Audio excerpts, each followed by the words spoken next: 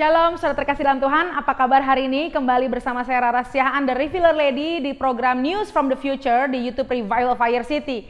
Saya mengucapkan terima kasih untuk semua para subscriber dan penonton setia daripada channel YouTube ini. Saudara, hari ini kita akan membahas hal yang luar biasa, yaitu aktivasi DNA. Bapak Ibu, kita percaya bahwa ada DNA, bahwa ada destiny Tuhan atas setiap hidup kita. Karena kita semua created to be abnormal. Abnormal dengan kata lain di atas normal, di atas rata-rata.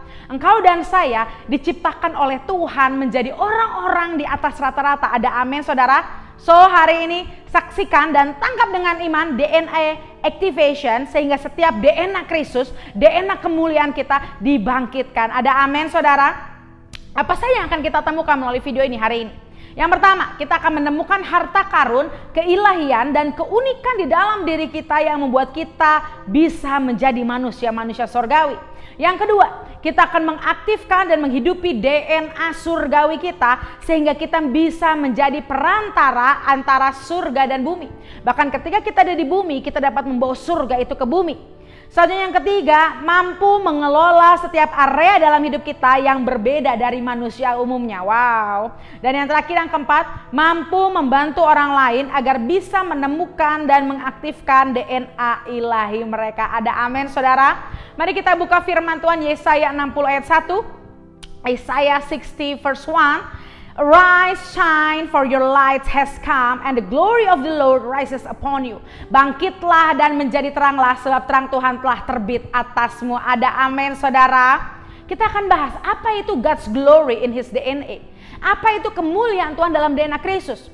Yang pertama kalau kita bahas tadi dari Yesaya 60 ayat 1. Kata arise, kita bahas per kata saudara. Arise. Arise memiliki arti wake up, atau bangun, atau bangkit. Atau dengan bahasa lain, yang tadinya tidur, yang tadinya mati, akhirnya terbangun. Ada yang tertidur yang kita nggak sadari dalam hidup manusia, dan itu membuat kita, yaitu manusia, kita hidup dalam labirin ilusi, sehingga kita tidak dapat menghidupi kehidupan yang sejati. Berapa banyak di antara kita kau mengalami kefanaan, kau mengalami bosan, kau mengalami hampa. Karena apa? Karena ada hal yang tertidur yang belum dibangkitkan, yang membuat kita hanya masuk dalam labirin ilusi. Yang kedua, kata shine atau bersinar dalam bahasa asli itu adalah hadapkan wajahmu kepada sinar matahari. Setelah kita terbangun, maka kita harus memfokuskan diri sampai kita memiliki tingkat pengertian dan mencapai level kesadaran. Artinya gini, shine itu kita menghadapkan wajah kita, ada cahaya matahari yang bersinar dalam hidup kita, sehingga kita akan fokus dan memiliki pengertian dan mencapai level kesadaran. Tadi kita udah bangkit, udah terbangun. Lalu kita masuk ke level shine, di mana kita fokus dan kita mengerti apa tujuan hidup kita. Selanjutnya, light has come. Yesus adalah terang sejati dan Dia telah datang untuk menggenapi firman Tuhan. Saudara, kedatangan Tuhan Yesus menjadi kunci atau contoh bagaimana manusia bisa hidup di bumi sebagai makhluk surgawi. Haleluya. Selanjutnya, kata selanjutnya dari Yesaya 60 ayat 1. Glory of the Lord rises upon you. Kemuliaannya yang bersembunyi sekarang termanifestasi atas hidup kita. Sehingga jika kemuliaan yang terkunci itu terbuka, maka kita akan menjadi manifestasi kemuliaan Allah. Ada amin saudara? Lalu saya akan bagikan ada dua contoh mengenai tadi arise and shine, mengenai tentang DNA, mengenai tentang terbangun. Saya akan kasih dua contoh. Yang pertama, Daud lahir didestinikan, dia punya tujuan hidup menjadi raja Yahudi. Tapi lihat, awal hidupnya dia lahir di keluarga Isai, di mana Isai tidak menurunkan bloodline of the king. Isai bukan keturunan bangsawan, tapi destiny Daud, dia adalah raja. Saudara, kita lihat ya, garis bawahi cerita-cerita ini. Lalu singkat cerita, Daud menjadi seorang gembala sampai Samuel datang mengurapinya. Pengurapan daripada Samuel seketika membangunkan Daud dan membuat Daud memiliki pengertian ada DNA raja dalam hidupnya. Selanjutnya setelah dia diurapi oleh Samuel, Daud yang telah menemukan DNA-nya tetap harus menanti. Bapak bisa baca kisah Daud, dia terus menanti sampai DNA-nya terbuka, dan itu terbuka saat pertama kali dia berhadapan dengan Goliat. Di sanalah perjalanan pembukaan DNA dari Daud yang disebut Ascension Journey. Itu adalah waktu di mana DNA Daud terbuka, dan setelah dia mengalahkan Goliat, disitulah mulai dia menapaki, mulai naik dalam level-level hidupnya. Haleluya saudara. Selanjutnya yang kedua, contoh kedua adalah contoh kehidupan daripada Tuhan kita, Tuhan Yesus Kristus. Tuhan Yesus datang ke dunia sebagai Mesias. Dia Tuhan dan Juru Selamat umat manusia. Ada amin saudara. Tetapi Tuhan Yesus lahir sebagai anak tukang kayu. Lahir melalui Yusuf dan Maria. Lihat Bapak Ibu. Tuhan Yesus adalah Mesias. Destiny besar atas Tuhan Yesus adalah Mesias. Tapi dia lahir dari anak seorang tukang kayu. Bahkan Tuhan Yesus tidak melakukan pelayanan sebagai Mesias sampai usia 30 tahun. Dan selama itu Tuhan Yesus menjadi tukang kayu membantu ayahnya. Ada amin saudara? Lalu kita lihat bagaimana langkah awal DNA daripada keilahian Tuhan Yesus. Ketika Tuhan Yesus masuk dalam destiny-nya, dimulai ketika Tuhan Yesus mengalami baptisan air, baptisan selam saudara. Baptisan menjadi awal dari terbangunnya DNA Kristus, dan pengertian itu datang lewat Roh Kudus. Namun setelah terbuka DNA Kristus melalui baptisan selam, baptisan air, DNA Yesus aktif saat peristiwa di padang gurun. Nah, saudara masih ingat level kenaikannya? Dan Yesus terus mengalami ascension journey, lalu mengalami perjalanan semakin naik sampai akhirnya DNA-nya terbuka penuh saat di Gunung Tabor. Wow, haleluya saudara. Jadi seperti Daud, seperti Tuhan Yesus, kita punya perjalanan supaya kita bisa mengaktifkan DNA kita, kita aktifkan destiny kita. Dan ketika itu aktif, kita akan terus naik melakukan perjalanan sampai kita mengalami terbukanya DNA kita secara penuh dan kita dapat menggenapi destiny kita bersama Tuhan. Hari ini di mana posisimu? Apakah DNA-mu sudah terbuka? Apakah DNA-mu sudah aktif? Sudah terbangunkah DNA-mu? Mari kita cari tahu, kita berdoa sama-sama. Hari ini kalau DNA kita masih tertidur, biar Tuhan bangunkan. Kalau hari ini sudah bangun DNA kita, biar semakin Tuhan aktifkan dan kita mengalami ascension journey. Kita semakin naik dan kita masuk dalam level-level bersama Tuhan Yesus. Ada amin saudara. Lalu kita bahas ada hubungan yang erat antara destiny dan DNA. Setiap orang yang lahir ke dunia ini pasti memiliki destiny. Ada panggilan hidup atau misi jiwa yang disebut sebagai kontrak kehidupan. Tetapi ketika bayi lahir, bayi melupakan kontrak itu karena dunia sudah dipenuhi oleh dosa, baik itu dosa asal atau dosa keturunan. Dosa menjadi generational curse atau kutuk keturunan dan menjadi pattern of iniquity atau pola-pola iniquity, pola-pola kejatuhan dalam dosa, pola-pola kutuk dalam hidup manusia. Dan semua itu mengunci DNA ilahi. Padahal kita tahu di dalam DNA ilahi itu tersimpan kontrak atau destiny kita, saudara. Dosa yang dilakukan oleh pendahulu kita, nenek moyang kita, ancestor kita, akhirnya menjadi kutuk keturunan dan iniquity. Sehingga kenapa banyak orang mengalami old cycle, dia berputar-putar di tempat, mengalami banyak kegagalan, dia nggak bisa dewasa rohani, sepertinya imannya segitu-segitu aja, nggak bisa diledakkan iman. Karena ada kutuk generasi yang harus dipatahkan. Karena ada iniquity, ada dosa-dosa yang harus dibereskan, saudara terkasih dalam Tuhan. Tapi dari itu semua kita lihat tadi generational curse, kita lihat dari kutuk keturunan, dosa yang menghambat DNA.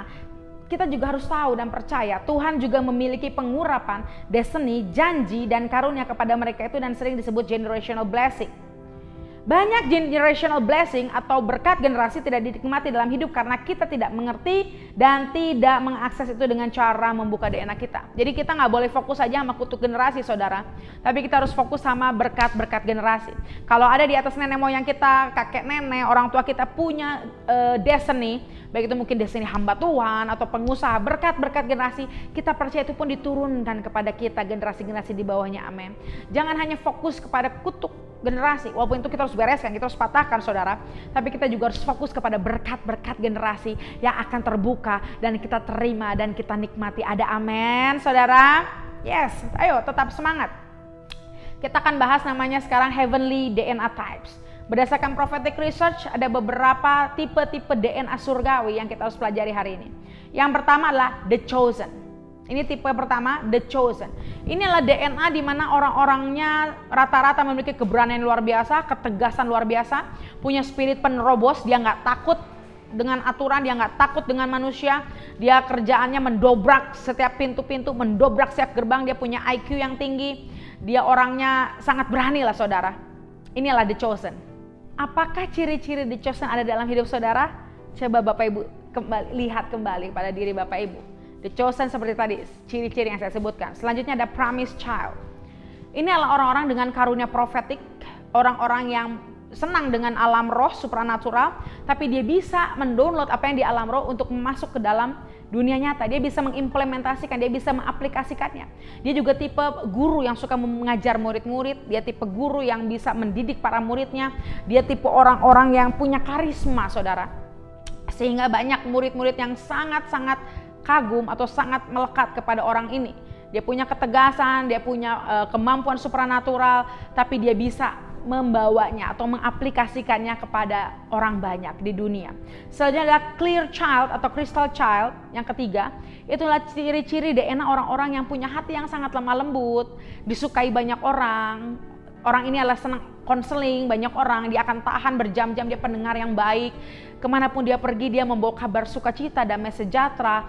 Orang-orang banyak suka sama dia, dia menjadi pendengar yang baik, dia memberikan nasihat-nasihat, konseling, sangat care, sangat perhatian kepada banyak orang. Yang keempat, heavenly person atau starseed. Ini orang yang sangat ngeroh, sangat suka dunia roh. Dia orang-orang yang bagi dunia itu kelihatan aneh, flaky. Bahkan orang ini biasanya swing mood. Dia memiliki mood yang gampang berubah. Karena apa? Karena dia sukanya tuh alam surgawi. Sehingga dia nggak bisa yang namanya ngelihat di dunia itu penuh dengan hal yang gak enak, hal yang buruk. Jadi dia rasanya pengen terus ke surgawi, pengen terus melakukan hal-hal surgawi. Dia orang yang sangat berkarunia, orang yang sangat profetik. Dia juga punya banyak pengikut, tetapi dia kadang sulit mendaratkan setiap alam roh itu. Karena dia terlalu profetik, terlalu supernatural, visionnya terlalu banyak vision, banyak ya berbau supranatural lah orang-orang ini. Dan dia punya keanehan seperti tadi. Dia berbeda dengan dunia, dia orangnya swing mood, moodnya bisa berubah-berubah, susah ditebak karena dia terlalu banyak di dimensi supranatural. Selanjutnya glorious son. Ini adalah sebenarnya orang yang senang supranatural, tapi dia tidak menunjukkan diri dia seperti orang-orang supranatural. Dia mengimplementasikan setiap karunianya di bidang-bidang tertentu. Dia adalah pemimpin. Misalkan dalam pemerintahan, dalam politik, dalam bisnis, dalam ya banyak pekerjaan sekuler. Dia bukan orang yang bekerja mungkin seperti pelayanan, tapi dia orang yang bisa memimpin, dia bisa mengkoordinir, dia bisa mengatur banyak hal. Walaupun dia punya itu, mengerti, dia suka hal-hal profetik, tapi dia tidak menunjukkan dirinya sebagai orang profetik atau supranatural. Tapi dia mengaplikasikan apa yang didapat, dia percaya kepada siap profetik supranatural, tapi dia melakukannya sesuai bidang-bidang masing-masing. Dia memimpin, dia punya karisma yang luar biasa, dia masuk ke marketplace, dia masuk ke bisnis, ke pemerintahan, saudara. Selanjutnya ada human angel. Inilah pendoa syafaat yang sangat luar biasa. Ini adalah orang yang senangnya benar-benar berjam-jam di hadirat Tuhan. Orang yang berdoa buat banyak orang, dia bersyafaat. Bahkan jam doanya melebihi orang-orang pada umumnya. Human angel itu orang-orang yang benar-benar Tuhan taruh sebagai pilar, sebagai orang-orang yang berdoa, orang-orang yang menjadi perisai buat pelayanan kita. Dia nggak suka tampil, dia di belakang layar, dia di bawah panggung, tapi dia menopang dengan doa-doa kita. Dan selanjutnya adalah ascended master. Ini adalah orang yang benar-benar hampir semuanya dia miliki, dan ini adalah orang yang bisa membimbing orang lain untuk masuk dalam destiny, dalam DNA-nya. Ini adalah orang dengan DNA Ascended Master, adalah orang yang dapat melihat masa lalu, masa kini, dan masa depan. Ini adalah orang yang bisa membuat orang lain melihat DNA dan destiny-nya dan masuk ke dalam destiny-nya. Atau kita bisa sebut juga dengan Destiny Keeper. Ini adalah orang-orang yang luar biasa yang Tuhan tetapkan sebagai leader kita, sebagai Bapak Ibu rohani kita. Wow, saudara. Demikianlah tipe-tipe DNA yang Tuhan berikan, surgawi, DNA surgawi yang Tuhan berikan buat setiap kita. Ada di mana posisi Bapak Ibu Saudara? Mari cek. Mari kita cek setiap ciri-ciri itu dan tanya Roh Kudus, kita ada di bagian yang mana. Lalu pertanyaannya, gejala atau tanda-tanda apa yang kita alami kalau kita tahu DNA kita sudah aktif, saudara? Yang pertama, ada perasaan tidak nyaman di dalam tubuh. Artinya apa, saudara? Kayaknya kita ada sesuatu yang berbeda lah, saudara. Sesuatu yang ke arah positif, tapi itu seperti ada gejala yang gak enak. Kayaknya kita harus melakukan sesuatu kayaknya kita nggak bisa diam, nggak bisa tenang karena kita mau melakukan sesuatu yang baru. Yang kedua, kita merasa bahwa selama ini hidup kita sia-sia dan kita ingin perubahan. Kita nggak mau gini-gini aja. Kita mau ngalami perubahan. Yang ketiga, kita akan menjadi orang yang mencari kesejatian hidup. Kita melupakan dunia, kita lebih fokus sama Tuhan, kita banyak kejar Tuhan, kita tanya panggilan hidup kita tanya destiny kita. Selanjutnya, Kita menjadi orang yang melepaskan semua kelaziman dan koneksi yang sudah tidak layak bagi kita. Kalau dulu kita terikat, kalau dulu kita masih fokus sama orang-orang di sekitar kita yang membawa pengaruh buruk, tapi kalau DNA kita aktif, tandanya kita jadi nggak nyaman sama mereka, dan kita lepaskan orang-orang yang nggak baik buat kita. Kita lepaskan kelaziman, kita masuk ke dalam zona kemuliaan Tuhan. Selanjutnya, kita memiliki kemampuan untuk mengasihi dan mengampuni. Tiba-tiba saja kepahitan yang udah bertahun-tahun, dendam, kemarahan, tiba-tiba saja kita punya kemampuan untuk mengampuni dan mengasihi orang tersebut. Selanjutnya, kita bertemu dan terkoneksi dengan soul tribes. Apa itu soul tribes? Orang-orang yang punya bahasa seharinya chemistry. Bahasa seharinya orang-orang yang klop sama kita, divine connection kita, koneksi-koneksi ilahi kita. Kita punya teman-teman serekan pelayanan yang bisa membantu kita, yang ngerti kita, yang membawa kita masuk dalam destiny kita. Selanjutnya, bangkitnya dimensi dan vibrasi surgawi. Kita lebih mudah mendengar suara Tuhan, kita banyak mengalami penglihatan, mimpi, kita bisa ngerasain hadirat Tuhan lebih kuat dari sebelum-sebelumnya. Selanjutnya, ciri-ciri selanjutnya, kita kehilangan rasa takut kepada manusia dan bangga menjadi diri kita yang original. Kita nggak takut dibenci manusia atau ditinggalkan manusia, tapi kita berani, kita percaya menjadi diri kita yang asli, diri kita yang utuh. Bukan kata manusia, tapi apa kata Tuhan kita. Wow. Dan yang terakhir, kita kehilangan nafsu kita kehilangan selera kita kepada hal-hal yang duniawi, dan akan mengalami peningkatan rasa lapar kepada hal-hal surgawi. Demikian itulah ciri-ciri kalau DNA kita sudah aktif, saudara. Yang mana yang menjadi ciri-ciri saudara? Coba cek lagi. Dan yang terakhir, bagaimana kita mengaktifkan, membangkitkan DNA kita? Kalau yang masih tertidur, kalau yang masih terkunci, bagaimana sih kita unlocknya? Bagaimana kita buka kuncinya supaya DNA kita aktif? Yang pertama, pasti dan paling utama, menerima Tuhan Yesus sebagai Tuhan dan Juru Selamat. Ayo hari ini terima Tuhan Yesus Kristus sebagai Tuhan dan Juru Selamat. Kalau engkau belum pernah mengaku dengan mulutmu, percaya dengan hatimu, hari ini ketika engkau melihat YouTube ini, deklarasikan, aku menerima Tuhan Yesus Kristus sebagai Tuhan dan Juru Selamat dalam hidupku dari sekarang sampai selama-lamanya. Ayo deklarasikan itu, saudara. Yang kedua, membersihkan diri dari setiap generational curse dan iniquity. Minta sama Tuhan banyak perjamuan kudus, bahkan minta Bapak Ibu rohani, mentor Bapak Ibu untuk bantu berdoa, untuk kita dipatahkan dari setiap kutuk-kutuk generasi dan setiap dosa-dosa yang mengikat setiap kita. Selanjutnya, membersihkan diri dari soul's cord. Bersihkan kita dari keterikatan jiwa kita yang salah. Apapun, ikatan-ikatan dengan orang, ikatan-ikatan dengan kebiasaan, masa lalu, apapun itu yang gak beres, dipatahkan dalam nama Yesus Kristus. Selanjutnya, shadow work and inner child healing. Ini waktunya detoxification. Sembuhkan setiap trauma-trauma di jiwa kita, trauma di masa kecil, trauma di masa lalu, terus masuk dalam hadirat Tuhan, minta Tuhan bersihkan, Tuhan bereskan, masuk dalam mentoring, masuk dalam pembapaan, supaya kita punya pemimpin di atas kita yang terus berjaga-jaga atas hidup kita, yang membantu kita membereskan apa yang gak beres dalam hidup kita. Amin. Selanjutnya adalah kita tingkatkan vibrasi keimanan kita, getaran-getaran penyembahan kita, getaran-getaran iman kita kepada surga. Hari-hari ini ketika engkau mau membuka DNA-mu, hari ini dengan kuasa darah Yesus meteraikan setiap hidup kita. Ayo banyak nyembah, banyak muji Tuhan, sampai akhirnya kita mengalami yang namanya DNA kita diaktifkan. Lakukan tindakan-tindakan iman, lakukan momen-momen bersama Tuhan, terima kairos Tuhan, dan tanpa kita sadar momentum itu ada, dan DNA kita akan aktif dan kita akan masuk dalam destiny kita. Ada amin, saudara terkasih dalam Tuhan. Demikian aktivasi DNA ilahi, aktivasi DNA Kristus, karena kita diciptakan menjadi luar biasa. Kau dan saya menjadi orang-orang yang luar biasa. Dan saya berdoa kita semua di sini masuk dalam destiny panggilan yang sudah Tuhan berikan atas setiap hidup kita. Kita finish strong, kita melayani Tuhan sampai akhir, sekali Yesus tetap Yesus. Ada amin, saudara terkasih dalam Tuhan. Akhir kata, saya Rara Syahaan mengakhiri video ini dengan satu kata, tuntas.